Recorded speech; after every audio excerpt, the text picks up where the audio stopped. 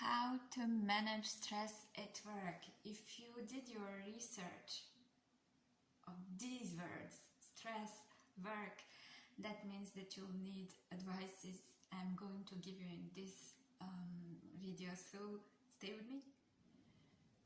Work-related stress can happen at any position, any job, any level. You know, the depression, anxiety and burnout, you know what I'm talking about.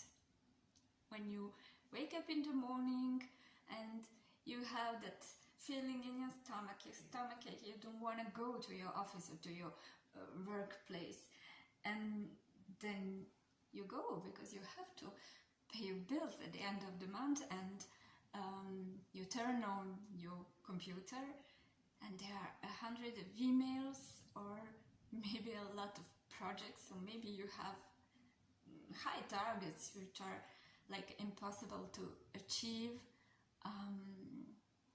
Then you start to work, you're interrupted every 20 minutes. Someone is calling to ask you questions, or someone comes to you to tell you something, or maybe your environment is unhealthy, or yeah, it can happen, or your society is restructuring and your future is uncertain. There are a lot of situations can cause your stress at work. But I have some good news. There are also many ways to manage your stress at work. So today I'm going to talk about 3 main ways to manage your stress at work. It won't erase the stressful situation, I have to tell you, but it can help you to face it with both feet on the ground. So be sure to stay till the end of the video with me, and if you like what I'm doing, please subscribe to my channel, and let's go! Be prepared. Advice number 1. One of the most important thing, the best thing you can do for yourself, it happens a little bit before you go to your work. It's to exercise. It improves your sleep quality, and when you sleep well, you're ready for your day. Now, it lowers also your stress hormones like cortisol, and exercising impacts also endorphins, which improve. And let's be honest, don't you feel like a superwoman after workouts? Because I do. When you exercise regularly, you feel so much confident, much more confident in your body, and it helps to face any kind of situation. So it's true that be prepared. I talk about sport, which is important, but it's also about having a healthy life. So eating right, it's about food too. Avoid fast food and alcohol, too much coffee maybe, and be sure to consume a good balance of everything which can give you a good energy. Point number 2 is reality. Reality does not exist. You know, reality is your interpretation of facts or present, but through your own filter. So change it. You don't have to be stuck in your story if it's not right for you. You have the power to change that story. Okay, so what are you talking about? Reality does not exist. It exists, we are here.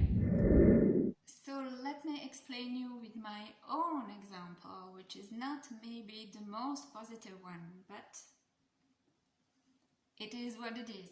Few years ago, we were living in France, and my husband got a job in Geneva, in Switzerland. Geneva is just a nice city. The nature around is really amazing, and it's another country, another adventure, another new start. That's how I could take this reality, right? Because I wanted to stay with my family, obviously. But I choose to to have another reality. I was really unhappy because of it. I was unhappy during a whole year because I left my friends in France, my job, my reality which I built in a way that it's really perfect for me, my sport, my English course and my psychology course, everything I had to leave, everything, so I was unhappy. That was my reality.